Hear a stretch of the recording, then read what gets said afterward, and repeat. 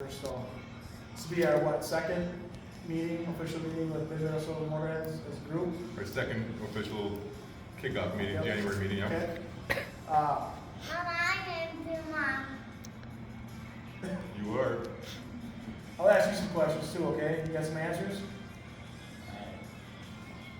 Sitting here with Mike Willing, one of our original founding members. He's a vet, along with his wife Stacy, and Greg Zarbok, who's kind of a associate founding member. Tell me a little bit about your service. Let's start with Greg first, because I know you're a little bit older than the rest of us. Well, when I went in, it was the draft was over for the Vietnam War, and they were had pulled out all the U.S. troops, but there were still, people there. We were still active. We were still there, but they weren't actually doing any fighting. Okay. And and I was one of the last of the 2 years where you could sign up for 2 years, and so it was peacetime, and it was. What branch were you in? Army. Army, okay. And I went to Germany, where little town of Rüsselsheim, where the Buick Opals were made. Okay. And if you want to know how to tick off a bunch of Germans in a factory, just walk in and do your own tour and don't talk to nobody. And then can't understand them when they talk to you, but you can. What's the new twist on Mein Kampf, huh? Yeah. So, that was really something. you obviously volunteered for the Army. Yeah. Okay. And where's your fascination with cars come in? Is that something like as a kid or? No, I would say that came in after I got out of the service. Okay. Because watching my dad, who was a car carrier, drove a car carrier, before I went into service, and then after I got out, watching him with all these cars on there, and I said, I'd like to have one of those, one like that would be nice, and stuff like that. Okay. And after I got out, then it was, $50-$100 beaters. You can get them decent, real nice car for $400 or $500. So what was your first official hot rod? My first official hot rod. Well, put it this: I got this before I went in the military. I didn't even have a license. Wasn't old enough to have a license, but I washed dishes for like $1.25 or whatever it was an hour back then, or $1.75. I can't remember. I bought a '57 Chevy. Okay. 2-door sedan. That was a 4-door with 283 with a 3-speed on the floor. And I didn't even get to drive it. My dad took it away from me. Just when I got paid for it. How old were you then? Probably right at 15. Okay. Right at 15. But after that, then I didn't do anything until I got out of the military. So basically, those cars were just drivers. You weren't. Yeah. Into No, they weren't hot rods. The hot rod fascination came in after the service. Yeah. Like I had a first car out of the service was a '67 Malibu. Okay. And it had a 283, but 2-speed, and it's like, I gotta have more. It just isn't enough. Have you had any previous to your Buick that would you consider a hot rod, or? Oh, yes, way back, in the days, way back when, in the 70s and early 80s, I would never drive a car more than 3 months at a time. Okay. I'd buy a car, get it running good, drive it, and then I'd turn around and sell it. And then I'd use that money to buy something else. But the reason behind that mostly was so the cops don't get on to you so much all the time. And I had gotten numerous warnings from the state about buying and selling too many cars, and you need a dealer's license, But Hashtag WWMD. What would Marty do? Yeah. But I bought a '66 GTO that you could get second gear rubber on it. It took 3-speed. Second gear rubber on that pretty good. And that thing would really haul the mail. 69 Malibus, a couple of them. One had a 350 with, it was a 300 horse. It was a peg leg, but you could really burn rubber with that and spin circles and smoke out a whole parking lot, and have fun. So when did you buy the Buick now? The Buick, I think I've had 5 years now. Okay. And I was looking, well, back in the day, I had a couple of beaters. I had a 69 Impala convertible, and I had a 67 body bolt, you know, and they were just rust bucket, you know. Have you ever seen a Pontiac with a 7-cylinder engine? No. Well, if you put the spark plug on, you fog the mosquito neighbor, pull the spark plug off, still run, but it wouldn't fog. Sure. You run on 7 cylinders. But yeah, those, and I always wanted another convertible. And it took a long time, but I finally found one that, you know, that I wanted. I went looking, you know, I went to Sioux Falls and looked at one, Otter Tail up there on Otter Tail Lake or Battle Lake, and then I found this, and I probably paid too much, but the guy that bought it, that I bought it from, he bought it from like Ellingson's, and I think they seen it coming. Okay. One of them kind of deals, Yeah. but it was what he wanted, you know, but he sucked a whole lot of money into it. You think this is your last car? More to the collection, or? Probably. Okay. I'm getting, up there. I would like to get another. What are you, 82? Huh? Exactly, huh? So when it comes to our car club and our mission with Eagles Healing Nest, what does that really mean to you? You know, As a vet, what does it mean to you?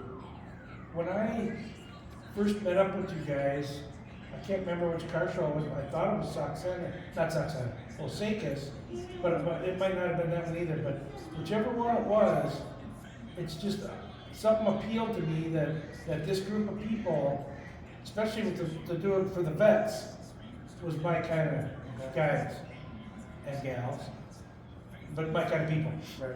And I just really think that I thought I could go on with these guys great.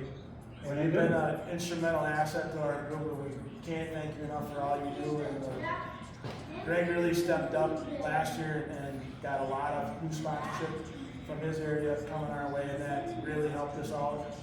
So you've become a massive asset, and he's going to kind of be our He's full of bullshit. I'm a pain in the guy ass. too. So, it's kind of weird how this all worked out.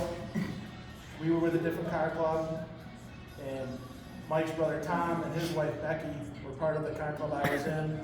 And Mike and his wife Stacy helped us at this car show, and no one else from that car club even showed up. Not even just to come to be part of it. We had no help, volunteers, whatever.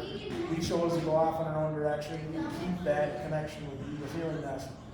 And that's when I found out that both Mike and Stacy are vets. So I'm gonna kind of go to you now, Mike. I know your dad was a big drag racer back Big in the drag day. racer. Dad and grandpa. It's a family thing. Cars, been around my whole life. So the car fascination is right from Right from birth. Now, let's talk about your military service a little bit. You were Army? Army, yep. Okay, and you were active. No, I was actually guards. Same, Okay. National Guard. Same thing as Army, same service. Yep. But I signed up for I did an 8-year term, and then I re-upped for deployment before I got out of deployment. Okay. MG1. Right? Remember that? When you go to the mess hall, Yeah. and people had to say, MG1, National Guard. Mhm. Okay. So you saw service. You did overseas service. I did overseas service. And how many tours? One. Just one. And that was Iraq or? Yeah, it was Kuwait and Iraq. Okay. My wife, she was overseas, Iraq. Okay. When you came back, how did you, and I kind of same question to you, Greg, how did you feel the reception was when you came back home? Was there pride from the people you talked to, or was it more, like, there was nothing, you didn't feel anything different? Oh, there's pride there. But I don't. A lot of the whole veterans thing is for the vets, it's gone downhill. It's like back when the whole 911 thing happened, people deployed, they came back. They were crazy. I mean, nobody looked for it. You don't look for praise doing it, but there was people helped you. But when they got back from like Vietnam, they were spat on. It was terrible. Right. You don't get that anymore. Good. This kind of connects to the Eagles Healing Nest. Did you ever have a time in your life that you would be facility like that? You help like No, not me personally, no. friends? Or, Friends, people I know, yes. okay. Oh yeah, definitely. So you can see from the actual service how something like that was beneficial to, Oh, yeah. to a vet. Oh, And actually not more than beneficial to almost a necessity, is where are they gonna go, what are they yeah. gonna do? Especially a service like the healing nest where they take you. I mean, you got programs all over, Wounded Warrior, stuff like that, but even with Wounded Warrior, the veterans aren't getting the money that's given. They're getting pennies on the dollar. Right. Eagles Healing Nest, What are everything you they get doing, goes Mom? to helping the nest there. That's excellent. The one-on-one, they're just not. Any, I want to find like you, Greg, anybody you know or anything in your past that something like that would have been beneficial? Very much so, because I know two friends of mine at the time, they were Vietnam vets.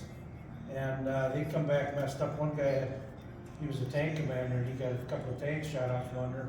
He had all these wires in his intestines and stuff, and he was in pain his whole life. And he ended up on substances to try to help pain and stuff and that. And he ended up shooting himself. And then another guy, he was the same way, but he wasn't all beat up. He was just psychologically.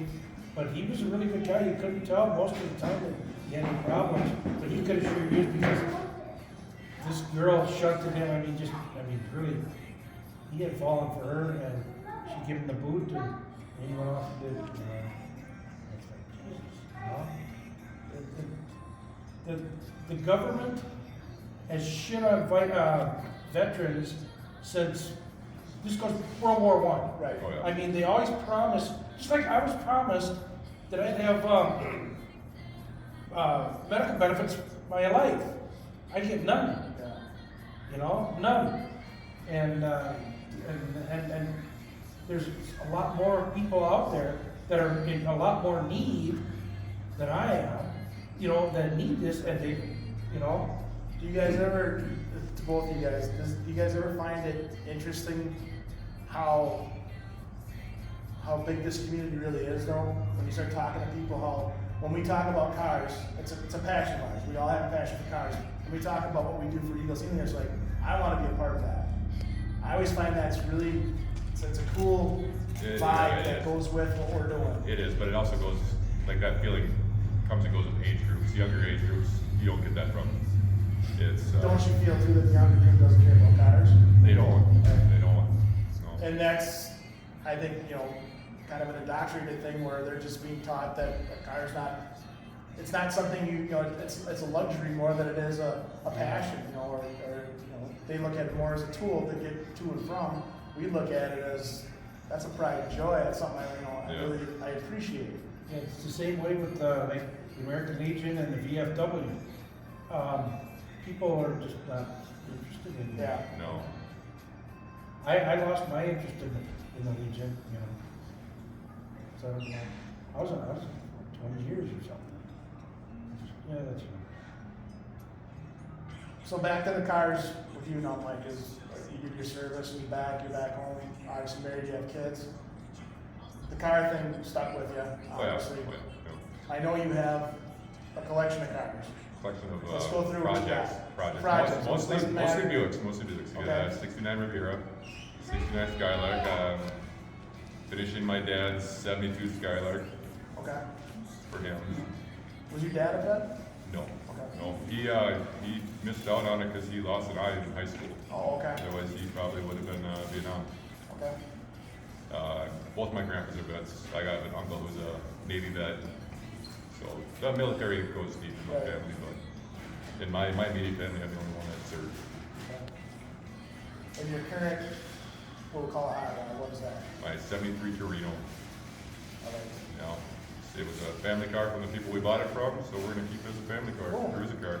Cool. And you guys keep your kids really involved, which I really appreciate that, that's fun. And they get it, their kids, you know, they're around tools, they're around the shop, Yep. they know what's going on, so that's cool. When I mention a word, Americana, what does that mean to you, Greg? Life in America. You're free to do what you want. and just be happy. Freedom. Yeah, free, you do what you want. And that freedom comes with a price. I thank both of you guys as vets for what you've done for us. It's amazing to know you guys and to get to know you guys and see what, how it all fits together, what we're doing. But I could never, ever say thank you enough for what you guys have done. And to you, Mike, what's Americana mean? Family, pretty much family. That goes with everything. Without it, you can't do nothing. But you got your veterans, that's family. Our car community, this is a family. Right, and it's, glad you said that, family, because when Mike and his wife Stacy and their kids are always together, and they're always part of everything we do, and I certainly appreciate that, because it's a family event, and we're all involved. I think with that, we can wrap it up, but I do gotta say thank you guys for your service. Yeah, Appreciate it. Mike Yeah. and Stacy.